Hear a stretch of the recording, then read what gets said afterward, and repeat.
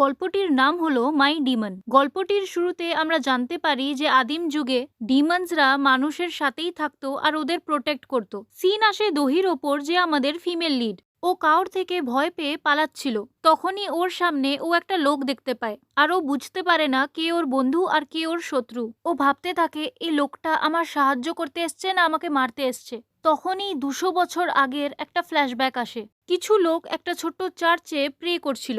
তখনই এন্ট্রি হয় আমাদের মেল লিড গুয়নের। ওর আসা মাত্রেই চার্চের সব মোমবাতিগুলো বুঝে যায়। ও দেওয়ালে রক্ত দিয়ে কিছু লিখে দেয়। সবাই ভয়ের চোটে ওকে ডেভিল বলা শুরু করে দেয়, মানে শয়তান, আর ওখান থেকে পালিয়ে যায়। গুয়ন একটা গোলাপ ফুল ভগবানের বইয়ের ওপর রেখে দেয়। তখনই একটা বাচ্চা ওর মুখে একটা ছোট্ট ক্রস ছুঁড়ে মারে, যেটা থেকে গুয়নের মুখ থেকে রক্ত বেরোনো শুরু হয়ে যায়। গুয়ন ওই বাচ্চাটাকে কিছু বলে না, আর ক্রসটা উঠিয়ে ওর হাতে দিয়ে দেয়। গুয়ন ওখান থেকে যেতে লাগে, আর ওই ব্যথাটা নিজে নিজেই গায়েব হয়ে যায়। ও একটা চুটকি বাজায় আর ওর কাপড় চেঞ্জ হয়ে যায়। ও বলে মানুষের 3টে শত্রু হয়।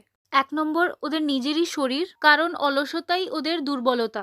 2 নম্বর এই পৃথিবীতে জীবন যাপন করার জন্যে ওরা যেমন কর্ম করে, যেটা শেষে ওদেরকেই খেয়ে ফেলে। আর সবচেয়ে শেষে খারাপ আত্মা, মানে ইভিল স্পিরিটস। ও একটা মানুষের কাছে যায় আর ওকে বলে, তোমাকে দেখে মনে হচ্ছে তুমি অনেক দিন ধরে খাবার খাওনি। ওই মানুষটা বলে গোটা গ্রামের একই অবস্থা। গুয়ন বলে, তুমি কি চাও যে কখনো তোমার খাওয়ার অসুবিধা না হয়? ওই মানুষটা বলে, আমি জানি না তুমি কে, কিন্তু আমাদের রাজাও এই ব্যাপারে কিছু করতে পারছে না। তখনই হঠাৎ জলের ভেতরের সব মাছগুলো উপরে এসে যায়, যেটা গুয়ন করেছিল। এটা দেখে লোকটা ভাবে এ কোনো সাধারণ মানুষ তো নয়। ও গুয়নকে জিজ্ঞেস করে, তুমি কে? গুয়ন বলে, আমি একটা ডিমন, তোমাদের ভাষায় খারাপ আত্মা। লোকটা ভাবে ও খিদের চোটে দিনেই স্বপ্ন দেখছে। তখনই গুয়ন নিজের পাওয়ার দিয়ে একটা বড় মাছ লোকটার হাতে দিয়ে দেয়। লোকটা খুব খুশি হয়ে যায়। তখনই গুয়ন বলে, কিন্তু এই জিনিসটা তুমি ফ্রিতে পাবে না, তোমাকে আমার সাথে ডিল করতে হবে। লোকটা জিজ্ঞেস করে, কিসের ডিল?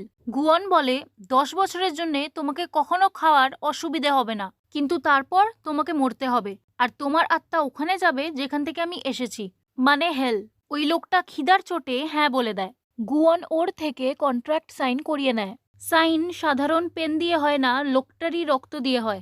এসব দিয়ে আমরা এটা বুঝতে পারি যে গুয়নের কাজ ছিল অসহায় মানুষদের নিজের কথায় ফাঁসিয়ে ডিল সাইন করানো। তারপর গুয়ন বলে, চলো তাহলে 10 বছর পর দেখা হচ্ছে, আর ও ওখান থেকে বেরিয়ে যায়। সিন বর্তমানে আসে, যেখানে একটা অ্যাওয়ার্ড সেরিমনি দেখানো হয়। দহি, আমাদের ফিমেল লিড, ওর কোম্পানি মিরে F&B মানে ফুড অ্যান্ড বেভারেজেস এর জন্যে বেস্ট সিইওর অ্যাওয়ার্ড পায়। পরের দিন দহি জানতে পারে যে ওর কোম্পানির বিষয়ে কেউ ভুল আর্টিকেল ছেপেছে ওর কোম্পানিটাকে বদনাম করার জন্যে। ও নিজের পার্সোনাল সেক্রেটারি শিনকে বলে, এর পেছনে যেও আছে তাকে খোঁজো। তারপরও অফিসের জন্য বেরোতে লাগে।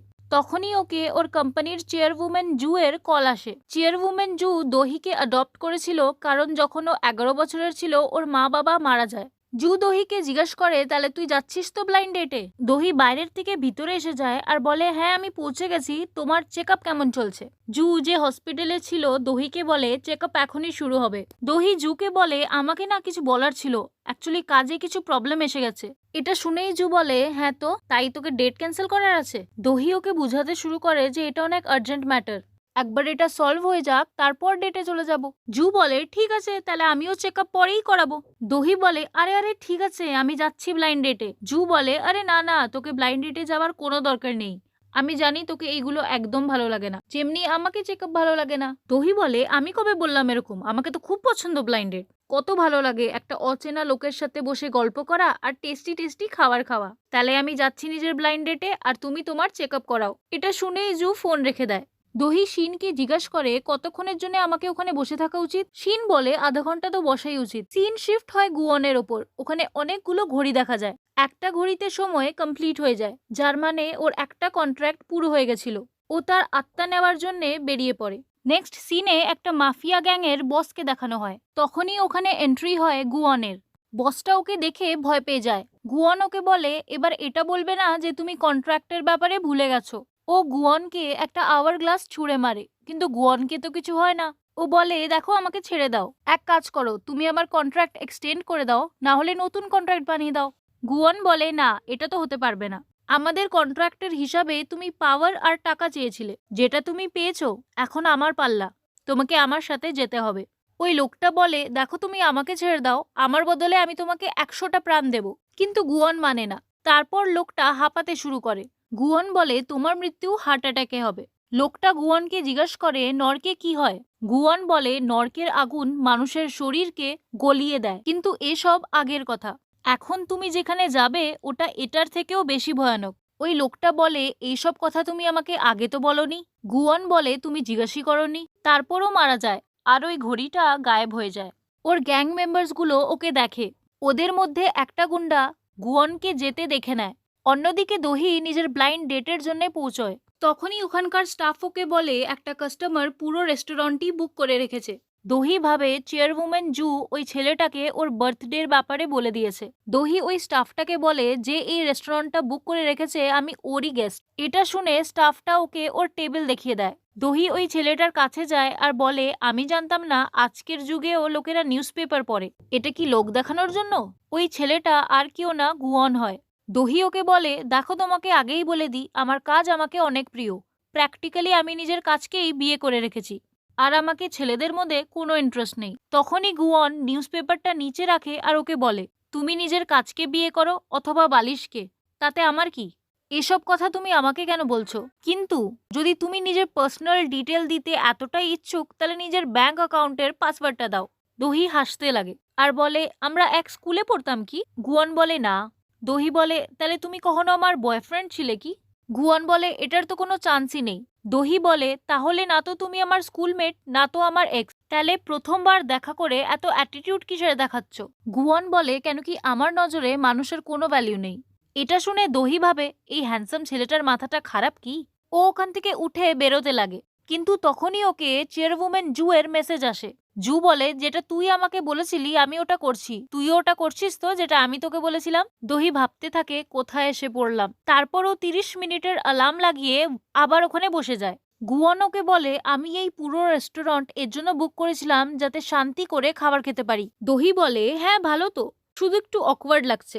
গুয়ন ওকে বলে, তুমি খাবার খাওয়ার জন্য অন্য রেস্টুরেন্টেও যেতে পারো। দহি ওকে বলে, তাহলে তুমি চলে যাও, তোমাকে তো রেস্টুরেন্টের অনেক নলেজ। তখন গুয়ন ভাবতে লাগে, এই মেয়েটার মাথাটা খারাপ কি? অন্যদিকে দহির অ্যাকচুয়াল ব্লাইন্ড ডেটকে দেখানো হয় যে অন্য রেস্টুরেন্টে ওর ওয়েট করে, যার মানে দহি ভুল রেস্টুরেন্টে চলে গেছিল। দহি আর গুয়ন যখন খাবার খায়, দহি গুয়নকে দেখে বলে, এ তো একদম বাচ্চাদের মতো করছে। গুয়ন এই কথাটা শুনে নেয়। দহি কথাটাকে পাল্টানোর চেষ্টা করে আর বলে, আমি তো তোমাকে কমপ্লিমেন্ট দিচ্ছিলাম যে তোমার মন এখনো বাচ্চার মতো। গুয়ন ওকে বলে, দেখো তুমি এখানে খাবার খেতে তো আসোনি, তাহলে বলো আমাকে তুমি কি করতে এসেছো? দহি বলে, আমি এখানে শুধু 30 মিনিট কাটাতে এসেছি। গুয়ন বলে, তুমি এরকম কেন করছো আমার সাথে? দহি বলে, আমি এইসব নিজের ইচ্ছা দিয়ে করছি না, ওপর থেকে আমাকে যা অর্ডার এসেছে আমি শুধু তা ফলো করছি। গুয়ন বলে, ওপর থেকে অর্ডার এসেছে? এখানে দহি চেয়ারউম্যান জু এর ব্যাপারে কথা বলছিল, কিন্তু গুয়ন ভাবে ও ভগবানের ব্যাপারে কথা বলছে। গুয়ন ওকে জিজ্ঞেস করে, তুমি কে?